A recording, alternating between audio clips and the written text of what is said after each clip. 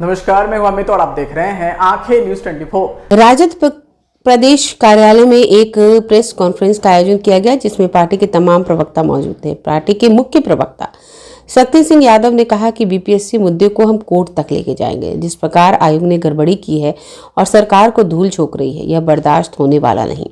आगे उन्होंने कहा कि इस मामले की जांच सिटिंग जज से होनी चाहिए और जब हम इस मुद्दे को लेकर हर एक प्लेटफॉर्म पर जाएंगे। वहीं प्रशांत किशोर को लेकर कहा, प्रशांत किशोर भाजपा के इशारों पर काम करने वाले नेता हैं। अभ्यर्थियों को भड़काना चाहते हैं और भड़का रहे हैं और हम इसको हर मंच पर ले जाएंगे और पूरे मामले की जांच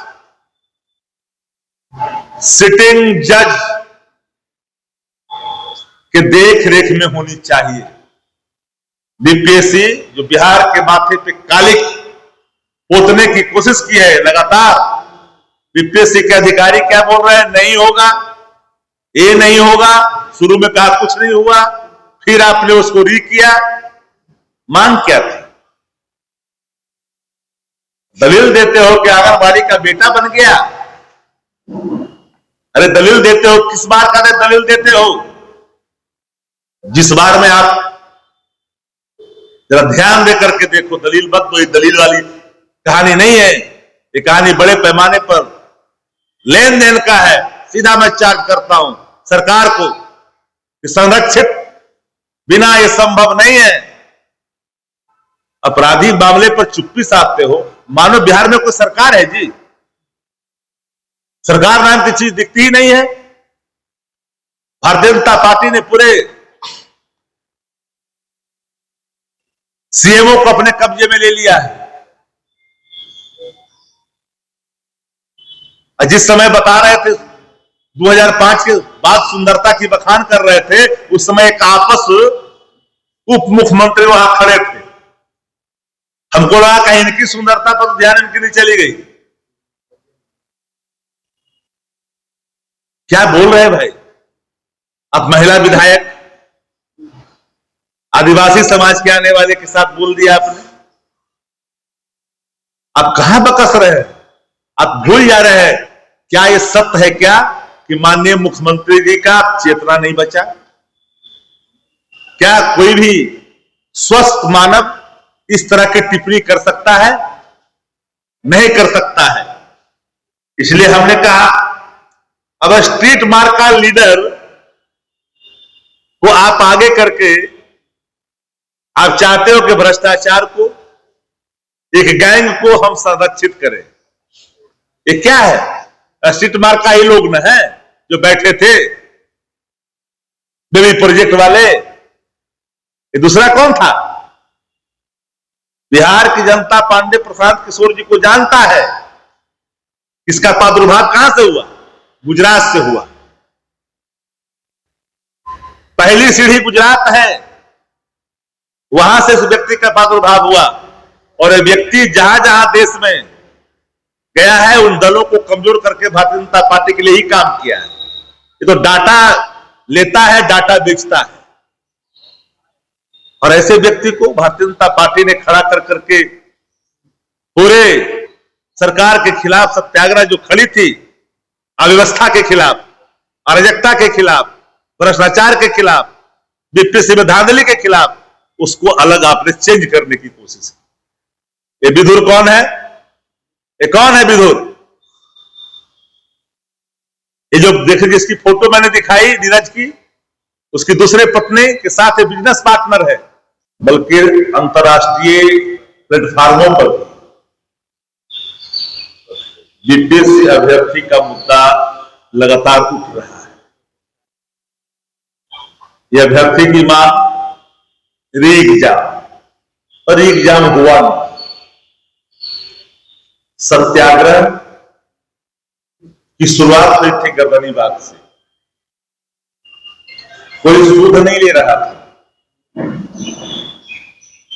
अभ्यर्थियों के ही मांग पर नेता प्रतिपक्ष आदरणीय तेजस्वी यादव जी पहुंचे थे। आप सब इस बात को जानते हैं।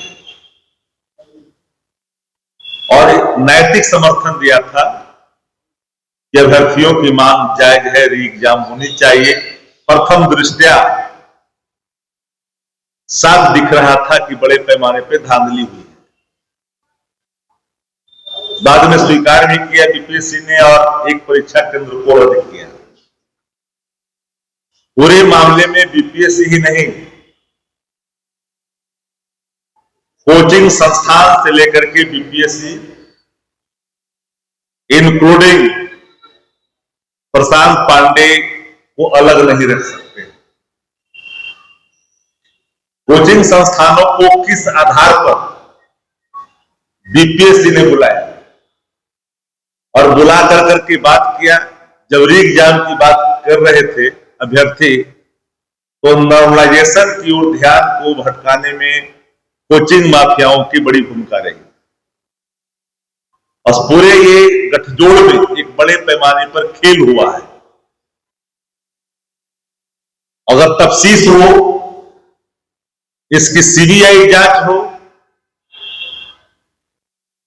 जुडिशरी जांच हो, तो बीपीएससी के अध्यक्ष जेल के सलाखों में दिखेंगे। जो लोग साक्ष्य पूछ रहे हैं, साक्ष्य जुटाना सरकार का दायित्व है। सरकार के लोग कहते हैं कि एविडेंस प्रस्तुत करें, फिर गवर्नमेंट का क्या काम? जब जनता ही इन्वेस्टिगेशन रिपोर्ट आपको सबमिट करेगा तब कार्रवाई करेंगे। एक बड़ा सवाल सामने है और कोचिंग माफियाओं ने पूरे ही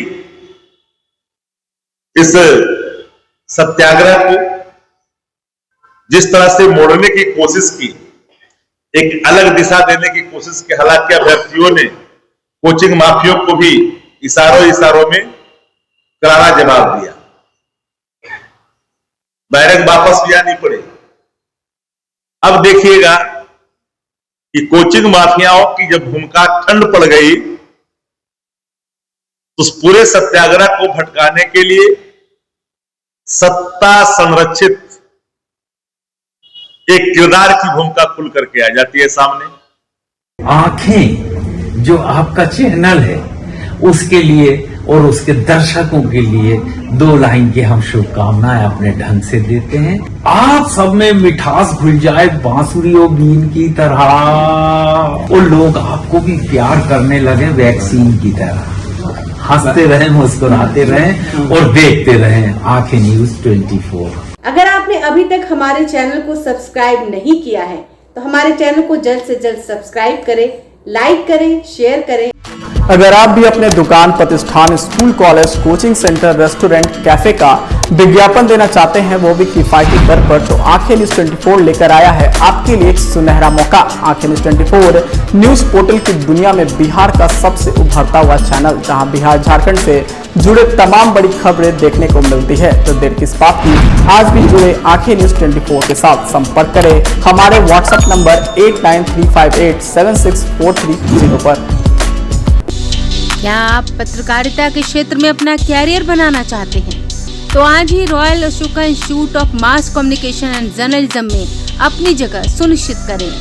आर्यभट्ट ज्ञान विश्वविद्यालय पटना से मान्यता प्राप्त 100% प्लेसमेंट के साथ royal Ashoka institute of mass communication and journalism नामांकन जारी है।